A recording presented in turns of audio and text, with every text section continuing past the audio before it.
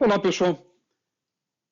Para dar suporte ao nosso curso sobre modelos probabilísticos, nós estamos desenvolvendo uma série de ferramentas.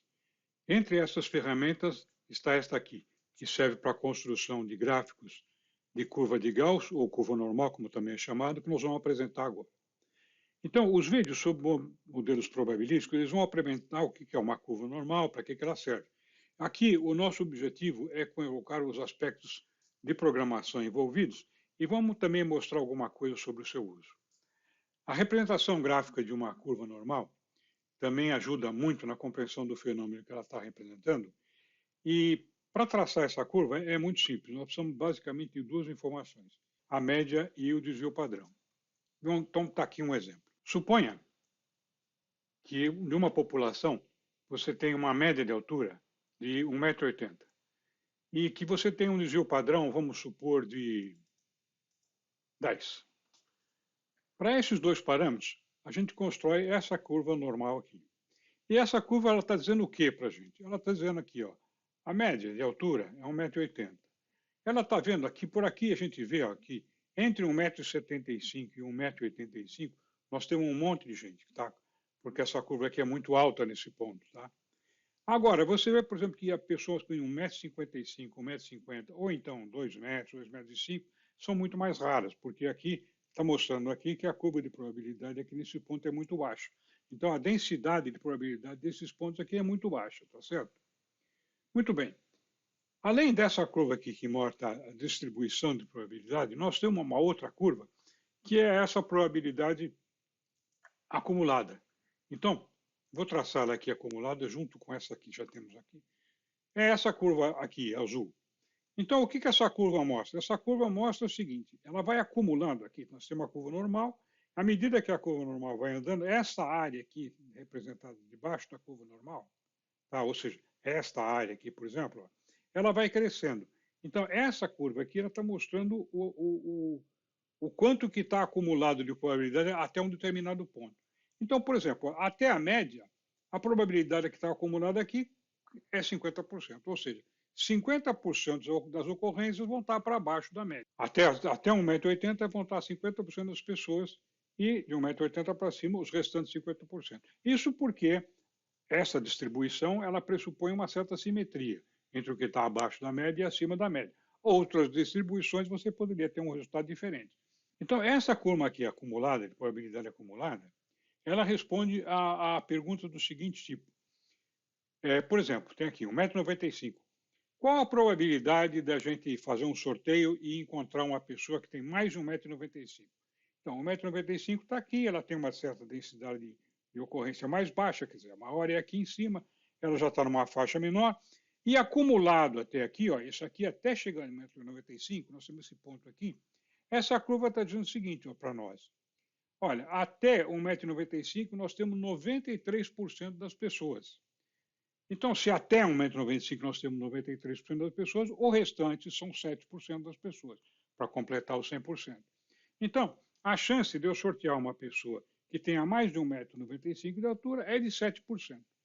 Se eu quero saber, por exemplo, quantas pessoas tem aqui entre 1,95 m, qual a probabilidade de encontrar uma pessoa entre 1,95 m e 2 metros? Muito simples. Até 1,95 m nós temos 93% de chance. Até 2 metros nós temos 98%. Então, o percentual de chance da pessoa estar entre 1,95 m e 2 metros é 98 menos 93, ou seja, nós temos 5% das pessoas nesse intervalo aqui. Esse tipo de informação é muito importante, irmão. Vamos supor que você seja um fabricante de roupas, por exemplo. Né? Você quer saber o tamanho das pessoas, quanto você faz de cada quantidade, você sabe a distribuição, etc. Então, isso é muito útil em vários aspectos. Considerações sobre a curva de Gauss, como é que ela foi concebida, como é que ela evoluiu, etc., nós vamos ver lá no curso de modelos probabilísticos. Aqui nós estamos mais preocupados com os aspectos de programação. Então, já deu para ter uma ideia, eu espero, né, de que é uma distribuição de Gauss e para que ela pode servir. Então, vamos aqui para o gráfico para ver como é que a gente traça esses elementos aqui. Então, vamos pegar o nosso código aqui. Muito bem. Aqui o código está dividido em 3 pedaços: o HTML, o CSS que formata a tela e a parte do código envolvido. Muito bem. Agora vamos dar uma análise rápida como é que a gente fez o programa aqui, para ilustrar como é que essa coisa está funcionando. Então, nessa parte aqui do HTML, nós temos esse pedaço aqui, por exemplo, o header. Esse pedaço serve para formar isso aqui em cima. Deixa eu diminuir um pouquinho aqui para a gente conseguir ver as duas telas ao mesmo tempo. Então, ó, esse pedaço aqui faz isso aqui. Ó. Agora, continuando. Aqui nós temos uma caixa grande aqui, ó. A linha de baixo, essa row aqui faz o header. Essa row aqui é a linha de baixo. Segunda linha, esse row header aqui, ele constrói essa botoeira aqui, ó, esses caixas de texto e os botões aqui. Então vamos ver o que ele faz. Ó, challenge daqui, a média, etc. Então cada um desses elementos aqui está fazendo esta função. Então aqui ó, nós temos essas condições que foram colocadas aqui, vieram daqui e assim por diante. Então essa aqui é a segunda parte do nosso texto. Agora, nós vamos pular a parte mais importante, que é justamente essa aqui do gráfico, para ver ela com mais detalhe em seguida. A parte aqui de baixo, esse footer aqui, ó, ele faz essa linhazinha bege aqui embaixo. Essa linha aqui vai estar sendo usada como transmissão de mensagens. Ou seja, quando acontecer algum erro, alguma coisa, a mensagem vai sair aqui embaixo, nessa linha aqui. E aqui, então, agora vamos ver como é que funciona a parte do gráfico. Então, a parte do gráfico ficou nesse bloco aqui intermediário. E o gráfico que nós estamos usando aqui é o SyncFusion, que eu não sei, eu acho o gráfico muito bom e tenho usado nas aplicações, está funcionando muito bem. Não é fácil de usar, mas está funcionando bem, eu gosto desse gráfico aqui. Bom, então como é que nós temos aqui? Em primeiro lugar, SyncFusion Chart. Então o title aqui é esse título aqui. Depois aqui embaixo, olha, nós temos o eixo dos X, que é esse eixo aqui embaixo, ó, e nós estamos dimensionando ele algumas coisas dele. Por exemplo, o formato do label. Ele está preparado para 2 casas decimais e ele, double, quer dizer o seguinte, os números, ele é um caractere numérico aqui embaixo, né? E os números virão em formato de variáveis double. Tá? Se você tivesse, por exemplo, aqueles gráficos que embaixo você coloca, por exemplo, países, por exemplo, Brasil, Portugal, etc., etc., como nós vimos algumas vezes, então, em vez de botar double aqui, você põe categoria aqui, tá certo? E assim por diante. Então, para isso que serve esse value type, ele serve para formatar aqui o eixo X. Então, essa linha aqui serve para formatar o eixo X. Agora, vocês devem ter reparado aqui, ó, que esse nosso gráfico ele tem 2 eixos. Ele tem um eixo Y do lado de cá e um eixo Y do lado de cá. Esse aqui é o primário e esse aqui é o secundário. Essa legenda aqui, nós vamos explicar em seguida. Vamos desligar isso aqui, ó. Então, por exemplo, eu desligando aqui, ó, está ficando só esse gráfico aqui ativo, tá? Vamos dizer o seguinte, ó, vou colocar só a densidade de probabilidade. Então, vamos ficar só com o eixo do lado de cá. Vamos selecionar aqui só para aparecer esse aqui, depois a gente põe o outro. A formatação aqui do eixo Y está em default, não estamos colocando nenhum parâmetro especial. Se a gente quisesse colocar, colocaria mesma coisa que a gente fez aqui, faria em seguida. Mas aqui não estamos fazendo nada especial. Mas essa aplicação nossa aqui, ela tem 2 eixos. Ela tem um eixo aqui e um eixo aqui. Então, como ela tem 2 eixos, eu estou colocando aqui, ó, essa parte aqui, nesse bloco aqui, axis, eu estou dizendo assim, que um eixo, o chart axis, tem um eixo que está na parte oposta, ou seja, um aparece aqui, o outro está na parte oposta, vindo do lado de cá. Tá? E nós estamos dizendo aqui o nome dele, porque nós vamos depois dizer o que vai para cada lado. O nome dele, esse aqui, é YAxis2. Formatação do label para 2 casas decimais, vocês estão vendo aqui, né? 2 casas decimais. E só o que nós precisamos para formatar, assim. Tem mais opções, tá? Mas isso é bem extenso, tem muitas opções, tá? Mas, de qualquer maneira, isso aqui é o suficiente para o acabamento que a gente está querendo dar agora. Aqui, em seguida, nós temos aqui a parte de legenda. Essa parte de legenda é importante. Então, a visibilidade é true, e nós estamos dizendo que ela vai estar aqui, bottom. Então, por isso que ela aparece aqui embaixo. Então, essa aqui é a caixa de legenda, e aparece aqui embaixo que a gente pôs esse bottom aqui. O que ela vai mostrar? Todas as séries que tiverem no gráfico, ela vai abrir uma ocorrência aqui na legenda. Então, aqui nós temos 2 curvas, né? Então, nós temos 2 curvas, que é a de probabilidade distribuída e a de probabilidade acumulada.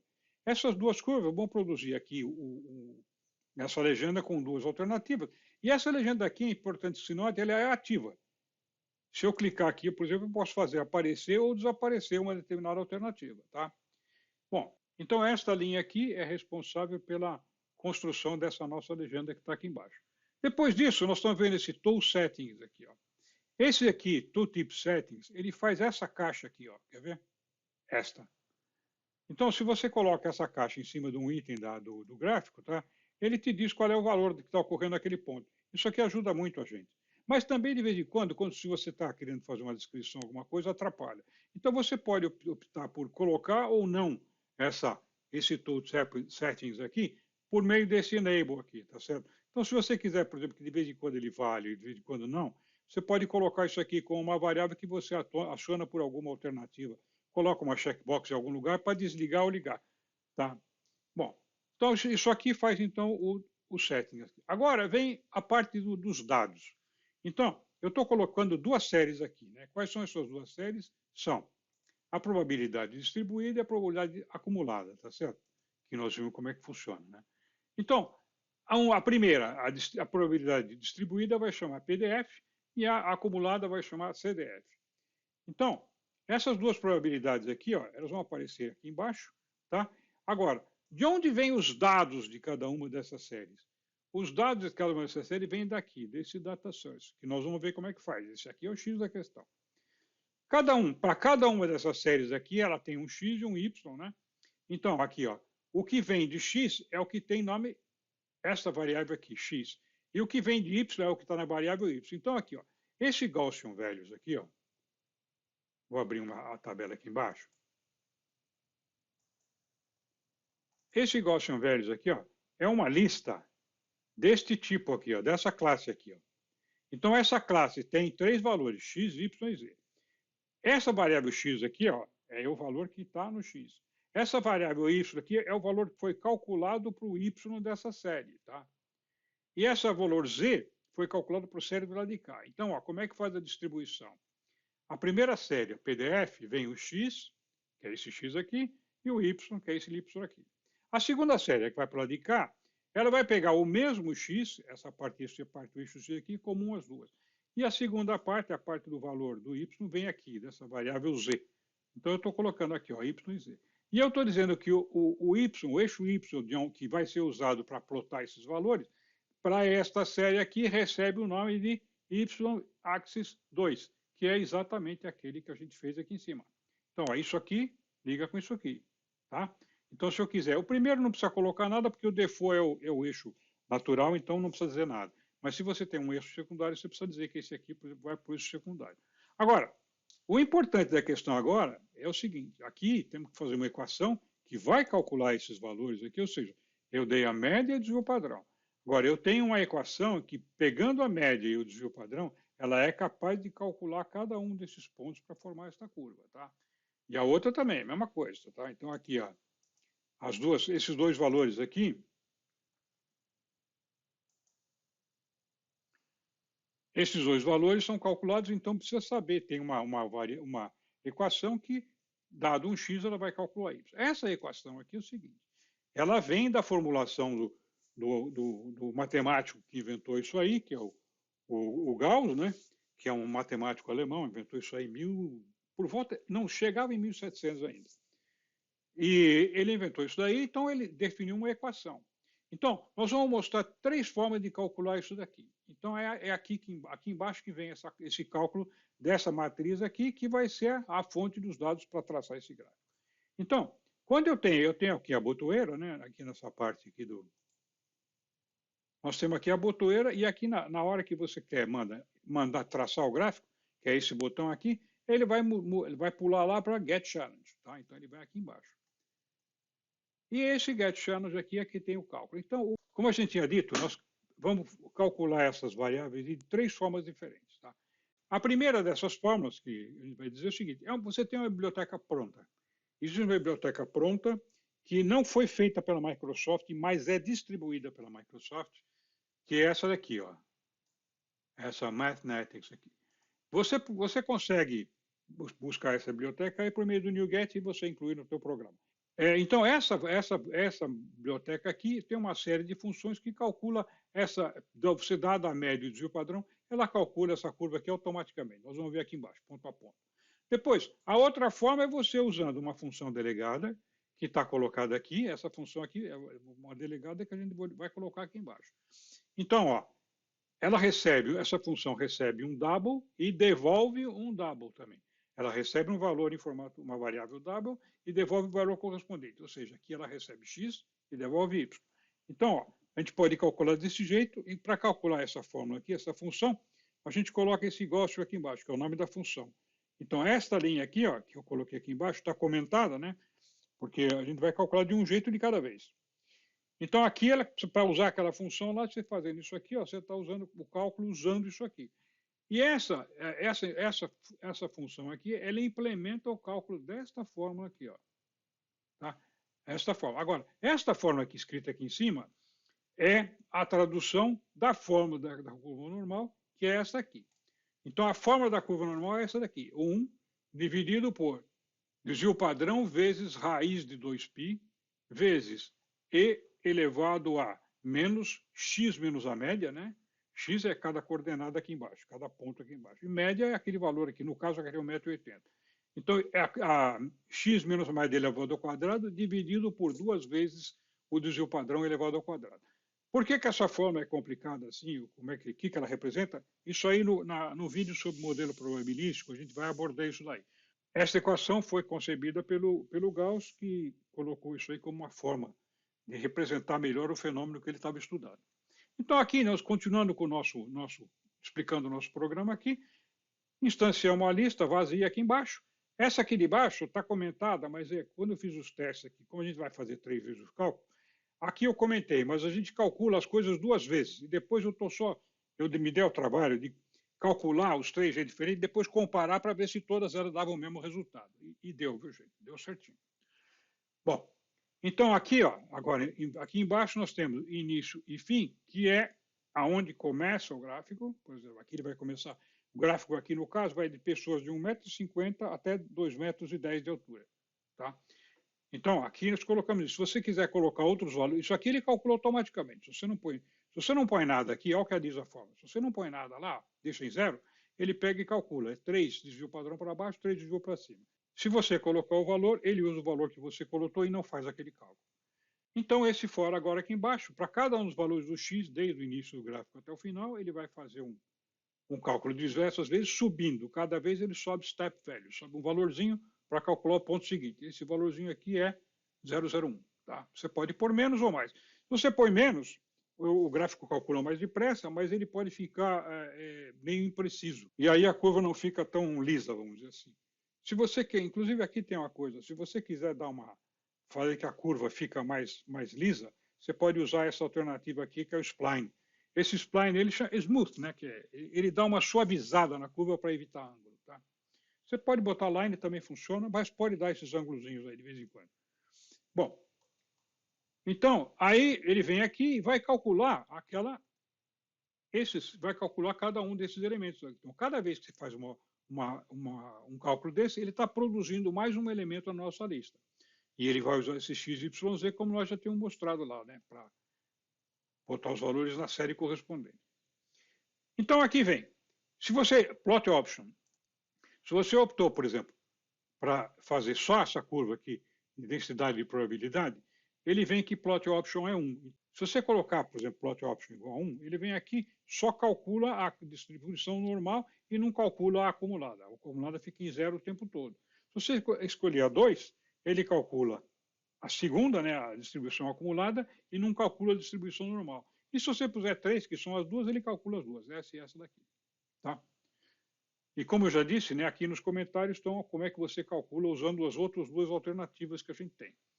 Então, aqui, ó, a Gaussian a gente já falou, que é aquela função delegada aqui, e a Gaussian val aqui, que é essa que você chama, é essa função que está mostrada aqui em cima. Você chama, ela devolve o cálculo correspondente, que é a mesma equação, essa mesma equação que está aqui embaixo. Tá? Essa equação aqui é a equação que representa aquele fenômeno, 1 raiz 2π, assim por diante, como está escrito aqui em cima. Tá ok? Antes de terminar, eu só queria mostrar mais uma coisa aqui. Ó. Você tem essas duas curvas aqui, a distribuição de probabilidade e a distribuição de probabilidade acumulada. Agora, você vê o seguinte, nós fizemos um exemplo que eu quero enfatizar agora, que vocês conhecem o código. Então, vamos dizer que eu vou pegar esse exemplo aqui e vou traçar o gráfico de 1,50 2,50 até 2,10 metros. Tá? Então, o gráfico, vou fixar esses dois eixos. Eu coloquei aqui o desvio padrão em 10. Eu quero mostrar para vocês o que acontece se eu validar esse desvio padrão. Esse desvio padrão, se você tem um desvio padrão muito pequenininho, por exemplo, 2, isso aí significa que as funções estão muito próximas da média. A dispersão do gráfico é muito pequena. Então, todos os valores estão muito próximos. Nesse caso aqui, nós estamos vendo que entre 1,75 m e 1,85 m está praticamente todo mundo. Agora, se você tem coisas mais dispersas, por exemplo, vamos supor que o desvio padrão seja de 10 centímetros, tá? Com 10 centímetros, a dispersão fica maior. Então, tem 1,75 m, 1,85 m, não tem tanta gente assim mais. Tem bastante gente ainda, é o principal, mas já não tem tanta gente mais, né? E se você puser uma hora ainda, tá? Ela tende a ficar uma curva cada vez mais achatada. Ok? Então, por exemplo, naquele caso que a gente tinha citado como exemplo, se eu quiser saber qual é a probabilidade de encontrar uma... Vou colocar 2 outra vez. Se eu quero saber qual a probabilidade de encontrar uma pessoa com mais de 95, eu pego aqui, ó, 1,95 m, eu chego aqui em cima. Aqui não é 100%, porque isso aqui é uma curva assintótica, tá? Mas ele é praticamente 100%. Ela não vai chegar em 1 aí, ela deve estar em 0,9999 alguma coisa, tá? Então, a chance de você encontrar, numa população com essa característica aqui, a chance de você encontrar alguém com 1,95 m é praticamente zero. Agora, se você mudar um pouco isso aqui, ó, vamos passar, por exemplo, para 12. Já aumentou bastante. A chance de você encontrar alguém com 1,95 m, ó, nós estamos vendo aqui, ó, aqui é 0,89. Então, a chance de você encontrar alguém com mais de 1,95 m, no caso aqui, já é de 10%, né? 0,90. Já é 10%, tá ok? Então, eu só queria botar esse detalhe aí para vocês verem como é que essa curva funciona e espero que vocês tenham gostado, então, desse exemplo aí. Um abraço, pessoal.